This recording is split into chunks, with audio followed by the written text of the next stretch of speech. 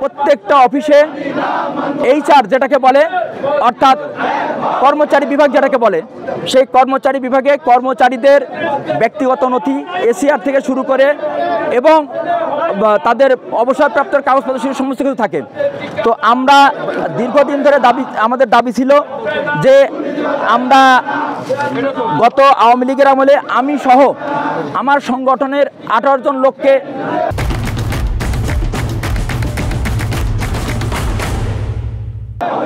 পদোন্নতি দেওয়া হয় নাই।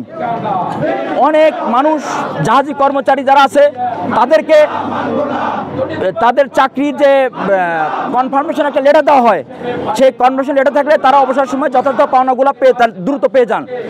যদি কোনো লোক রিটায়ার্ডের পরে এসে তার কনফার্মেশন না থাকে, মাসের পর মাস বছরের পর বছর ঘরে, তা আমরা সেই দাবিগুলো জানাইছি কনফার্মেশন লেটার দিতে। তারা এই বিগত দিকে আওয়ামী লীগের সময়ে তাদের কনফার্মেশন করে নাই। এটা 5 শতাধিক উপরে আমাদের লোকগুলা। শুধু এটা নয়, এখানে একটা দুর্নীতির আখড়া হয়েছিল। আমরা বলেছিলাম যে বিগত দিনে যারা সাধারণ কর্মচারীর সঙ্গে খারাপ ব্যবহার করেছে, নিপীড়ন করেছে, অন্যায় করেছে, সেই এমন কোনো লোককে সিপিএম হিসেবে বা চিফ পার্সোনাল ম্যানেজার হিসেবে নিয়োগ না দেওয়ার জন্য, পদায়ন না করার জন্যে, জেনে সৎ এবং ভালো মানুষ এমন লোককে পদায়ন করার জন্য আমরা অনুরোধ করেছিলাম।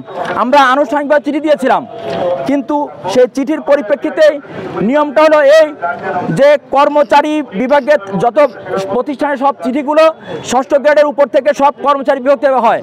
কিন্তু গত বৃহস্পতিবারে হঠাৎ করে 10 মিনিটের মধ্যে চেয়ারম্যানের রুমে জিএম অ্যাডমিনকে ডেকে নিয়ে এসে এবং যাকে চিঠি করা হবে সেই দুর্নীতিবাজ যার যে বিস্তর অভিযোগ ছিল তাকে ডেকে নিয়ে এসে চিঠি ওখানে যোগদান করিয়ে চেয়ারম্যান সাহেব বের হয়ে চলে যায়। আমরা এর প্রতিবাদে সমস্ত অঞ্চলকে জানাইছি। সমস্ত অঞ্চলের লোকজন যারা ক্ষতিগ্রস্ত ছিল, যারা ক্ষুব্ধ ছিল, তারা বিক্ষোভ মিছিল করেছে, বিভিন্ন মিডিয়া সেটা নিউজ হয়েছে। এবং আমাদের দাবি একটাই, আমরা এই অন্যায়ের বিচার চাই এবং ওই চিঠি বাতিল চাই। সাথে আমাদের অস্থায়ী কর্মচারী যারা আছে, যিনি এই মানসুরা বেগম নিয়োগ দিয়ে এসেছিলেন, সেই অস্থায়ী কর্মচারী মানবতার জীবনযাপন করে, তাদের 450 টাকা বা 550 টাকা বেতনের চাকরি করে। আমরা বলেছি সেটা 650 করতে হবে, বা আমাদের সিস্টার্ন কনসার্ন আরেকটা প্রতিষ্ঠান বিআইডব্লিউটিএ ওদের যে রেট সেই রেটে দিতে হবে, কিন্তু তারা সেটা শুনে নাই। এরপরে আমাদের লোকজন যারা জানেন, রোদ বৃষ্টি ঘাম উপেক্ষা করে, যত বৃষ্টি হোক, যত ঝড় বৃষ্টি হোক, আমাদের লোকজন ফেরিঘাটগুলোতে রোদে দাঁড়িয়ে ডিউটি করে। এবং আমাদের যাদের ছোটো ছোটো রুমের মধ্যে আমাদের লোকজন রাত দিন কষ্ট করে, পরিশ্রম করে, তাদের শ্রম আইন বহির্ভূত অতিরিক্ত সময় কাজ করলে তাদেরকে ভাতা দিতে বলেছি। এবং যারা ঝুঁকিপূর্ণ কাজ করে, জাহাজে কাজ করতে গিয়ে, রিপেয়ার করতে গিয়ে অনেকে পানিতে ডুবে যায়, অনেকে জাহাজ থেকে পড়ে মারা যায়, তাদের কোনো ভাতা দেওয়া হয় না। আমরা বলেছি তাদের ঝুঁকি ভাতার ব্যবস্থা করতে এবং সেই অতিরিক্ত কাজের জন্য অধিকার ভাতার ব্যবস্থা করার জন্য। আমাদের 3টা দাবি কারণে আজকের এই সমাবেশ। দুর্নীতি হলো আপনার দুদকে তার বিরুদ্ধে অভিযোগ আছেই। দ্বিতীয় কথা হলো যে আমাদের মন্ত্রণালয়ের জয়েন্ট সেক্রেটারি নেতৃত্বে একটা তদন্ত কমিটি হয়েছে এখানে। সেই তদন্ত কমিটি তার দুর্নীতি প্রমাণ পাওয়ার পরে তাকে ঢাকার বাইরে বদলি এবং বিভাগীয় মামলার ব্যবস্থা করতে বলেছে, কিন্তু তাকে পুরস্কার স্বরূপ আবার আগের জায়গায় বহাল রাখা হয়েছে, এরকম। আর বাস্তবতা হলো কর্মচারী বিভাগ থেকে হয়রানি করা হয়, মানুষকে নিপীড়ন করা হয়।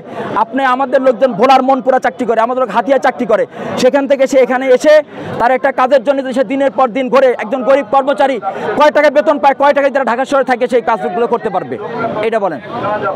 এই বিগত দিনে আওয়ামী লীগের সময়ে এই কাজগুলো যিনি করেছেন তাকে আবার নিয়োগ দেওয়া হয়েছে। যদি অর্ডার বাতিল করা না হয়, আমরা পরে আরও বড় কর্মসূচিতে যাব। সেটা আমরা আলোচনা করে, আমাদের নেতৃবৃন্দের সঙ্গে আলোচনা করে আমরা উপদেষ্টা মহোদয়ের সঙ্গে দেখা করব বা উপদেষ্টা মহোদয়ের সঙ্গে স্মারকলিপি দেবো। ইতিপূর্বে আমাদের অফিসে আবার এখানে এমন ফ্যাসিবাস্ট আচরণ করা হয় আমাদের সঙ্গে, যখন আমাদের উপদেষ্টা মহোদয় আসে তার কাছে আমাদের 2টা কথা বলতে গেলে আমরা কথা বলতে পারি না। চেয়ারম্যান সাহেব একা প্রেজেন্টেশন দেন, প্রেজেন্টেশন দেওয়ার পর উপদেষ্টা ব্রিফ করেন, ব্রিফ করে চলে যান। কিন্তু আমাদের অভাব, অভিযোগ, দুঃখ, কষ্ট, আমাদের লোকজন যে আমাদের অনেক কর্মসূচি বন্ধ হয়ে গেছে। যেমন আগে পিএফ লোনের ব্যবস্থা ছিল, এখন পিএফ লোন মাসের পর মাস অপেক্ষা করে পায় না। আগে আমাদের পিএফের 80% আমরা পেতাম রিটায়ারমেন্টের আগেই, এখন সেই 80% বন্ধ করে দেওয়া হয়েছে। আমাদের একটা হাউস লোন ছিল, কর্মকর্তাদের হাউস লোন নেওয়ার পরেই হাউস লোনটা বন্ধ করে দেওয়া হয়েছে। এই যে অনিয়ম অন্যায়গুলো হয়েছে, আমরা কোনো কিছুই বলতে পারি না কাউকে। বলতে গেলে ওনার আচরণ, চেয়ারম্যান মহোদয় আচরণ অত্যন্ত রূঢ়, আমাদের সঙ্গে অত্যন্ত খারাপ ব্যবহার করেন।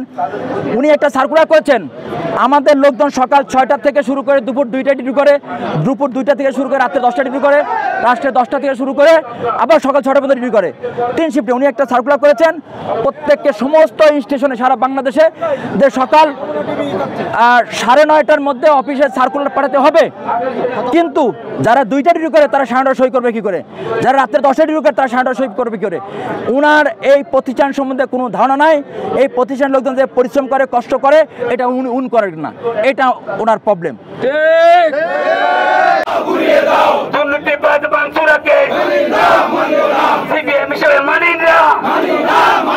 আমি হইল দীর্ঘ 17 বছর ফ্যাসিস্টের বিরুদ্ধে আমরা অবস্থান করে আসছি। আপনারা জানেন 5 আগস্টের পরে সেই ফ্যাসিস্ট আবার তাদের পূর্ণ ভালো হয়ে আমাদের উপরে অন্যায় অত্যাচার করছে। এই যে সিপিএম যিনি 17 বছর আমাদের উপরে নির্যাতন নিপীড়ন করেছে, আমাদের সারা বাংলাদেশে থেকে আমাদেরকে আমরা বিএনপি করি বিধায় সারা বাংলাদেশে আমাদেরকে তারা পশ্চিম করেছে, হয়রানি করেছে, আমাদের ফ্যামিলিকে হয়রানি করেছে। এই ব্যক্তিদেরকে আবার 5 আগস্টের পরে আবার গত বৃহস্পতিবার আমাদের চেয়ারম্যান তাকে আবার পূর্ণ নিয়োগ দেওয়া হয়েছে। এই নিয়োগকে আমরা প্রতিবাদ জানাই, এই নিয়োগকে আমরা অবশ্যই বাতিল করতে হবে। এই নিয়োগ বাতিল না করতে হলে বিআরডব্লিউটি শ্রমিক ইউনিয়ন কোনোভাবে মানবে না।